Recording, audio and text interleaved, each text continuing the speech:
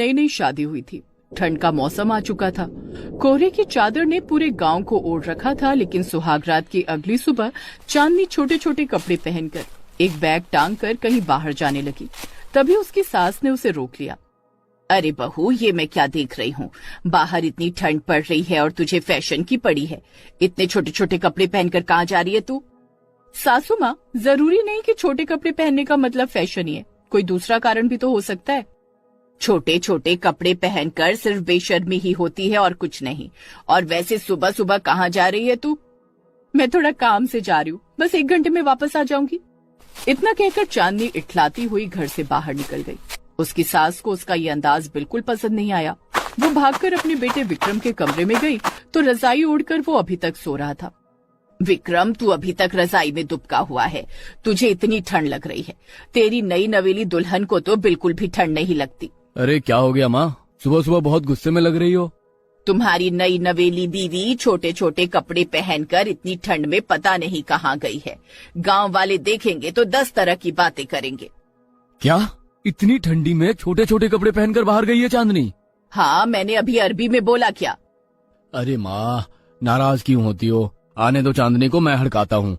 अब जिसकी बीवी शादी के अगले दिन ही छोटे छोटे कपड़े पहनकर पूरे कॉन्फिडेंस के साथ घर से बाहर निकल जाए, क्या उसका पति उससे ऊंची आवाज में बोल पाएगा?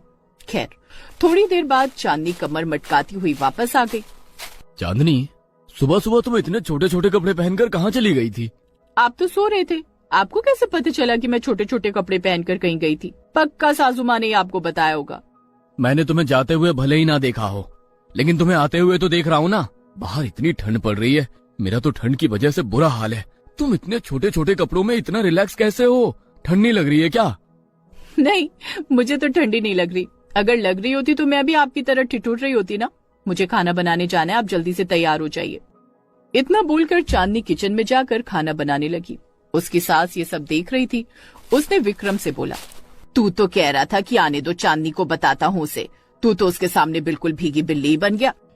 अरे उसे ठंड नहीं लग रही होगी, इसलिए उसने छोटे छोटे कपड़े पहन लिए। अब क्या करूं मैं?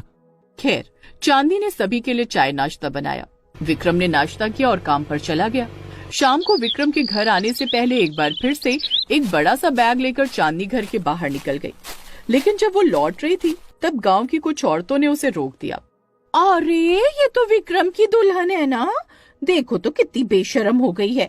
इतनी ठंडी में भी इसके सर पर फैशन सवार है। इतने छोटे छोटे कपड़े तो हमारे बच्चे भी नहीं पहनते। विक्रम बेटा को बेशर्म बीवी मिल गई। बेचारी की किस्मत ही खराब निकल गई। चांदनी एक तेज तर्रार और कॉन्फिडेंस से भरपूर लड़की थी। उसने जैसे ही उन दोनों औरतों के मुंह से ये सब सुना, तुरंत उनके पास चली गई और बोली, मैं आप लोगों की बहुत इज्जत करती थी, लेकिन आप लोगों की नजर में किसी की बहू बेटियों की कोई इज्जत ही नहीं है। मैंने छोटे कपड़े पहन लिए तो मैं बेशर्म हो गई, और आप लोग दूसरे की बहू की बुराइयां कर रही हो, ये किसी बेशर्मी से कम है क्या? ये तो सबसे बड़ा जुर्म है, सबसे बड़ा पाप है। इस औरत से तो बात ही करना बेकार है। इतनी ठंड में छोटे छोटे कपड़े पहनकर गांव में घूम रही है और हमसे कह रही है कि हम बेशर्मी कर रहे हैं। इसका असर हमारे गांव की लड़कियों पर क्या पड़ेगा? अच्छा, मेरी वजह से इस गांव की लड़कियां बर्बाद हो जाएंगी, और आप जिस तरीके की बातें कर रही हैं उसका यहाँ की लड़कियों पर क्या असर होगा? आप मेरे बारे में सोचना बंद कर दीजिए और अपना काम कीजिए। इतना कहकर चांदनी वहां से चली गई। हाँ, हमने जितना सोचा था ये तो उससे भी ज्यादा बदतमीज और बेशर्म निकली। इसकी सास से शिकायत करनी पड़ेगी। वहीं दूसरी तरफ चांदनी अपने घर पहुंच गई। घर जाते ही वो अपने कामकाज में लग गई। मुझे तो इसका स्वभाव ही समझ में नहीं आता। सुबह जल्दी उठ जाती है, घर का सारा काम भी करती है, पर पता नहीं बार बार बाहर क्या करने जाती है, वो भी इतने छोटे छोटे कपड़े पहनकर। समझ में नहीं आता कि इसको डांटूं या क्या करूं। सासू माँ, मुझे पता है आप मन में क्या बड़बड़ा रही होगी। आपको मेरी कोई बात से दिक्कत नहीं है। दिक्कत सिर्फ एक बात से कि मैं छोटे छोटे कपड़े इतनी ठंड में भी पहनकर बाहर घूमती हूँ। लेकिन इसके पीछे मेरा कारण अपना फैशन दिखाना नहीं है, बल्कि कुछ और है। वक्त आने पर आपको बता ही दूंगी। खैर, चांदनी तो खाना बनाने में बिजी हो गई। थोड़ी देर बाद गांव की वही औरतें उनके घर आ गई। अरे आओ आओ, आज किसकी चुगली करने आई हो मेरे घर? आपको क्या लगता है हम दिन रात इधर उधर की चुगली किया करते हैं क्या? ये तो बहुत अच्छी बात है कि आप किसी की चुगली करने नहीं आई हो। बताइए कैसे आना हुआ? अरे चांदनी बहू, जरा चाय पानी की व्यवस्था तो करो। आप अपनी बहू की बात मत ही करो। बाहर इतनी भयंकर ठंड पड़ रही है और आपकी बहू छोटे छोटे कपड़े पहनकर पूरे गांव में घुमा करती है। गांव की लड़कियों पर क्या असर पड़ेगा? इस गांव में बूढ़े बुजुर्ग भी रहते हैं। तेरी बहू को तो बिल्कुल भी शर्म नहीं है। तो तुम लोगों को लगता है कि मेरी बहू के छोटे कपड़े पहनने वाली बात मुझे नहीं पता होगी, जो तुम लोग यहाँ मुझे बताने चली आई। मुझे पहले ही पता था किसी न किसी की तो चुगली करने आई हो, लेकिन मेरी बहू की ही चुगली करने आई हो ये नहीं पता था। तभी थोड़ी देर में वहां पर चांदनी उन सबके लिए चाय नाश्ता लेकर आ गई।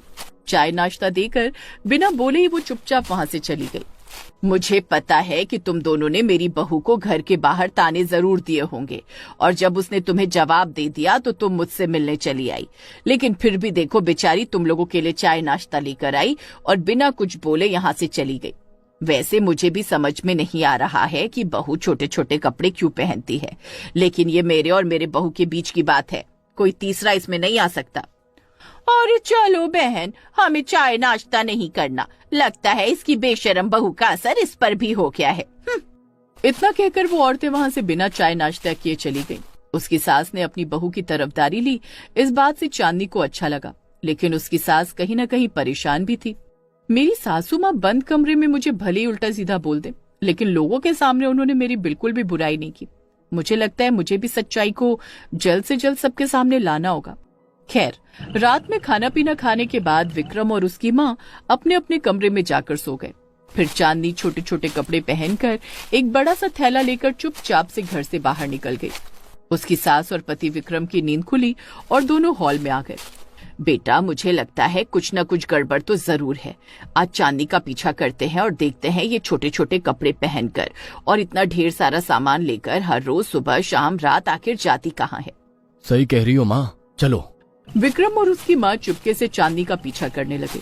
सुनसान सड़कों पर चांदनी जा रही थी। पीछे से धीरे धीरे विक्रम और उसकी माँ भी चलते चले जा रहे थे।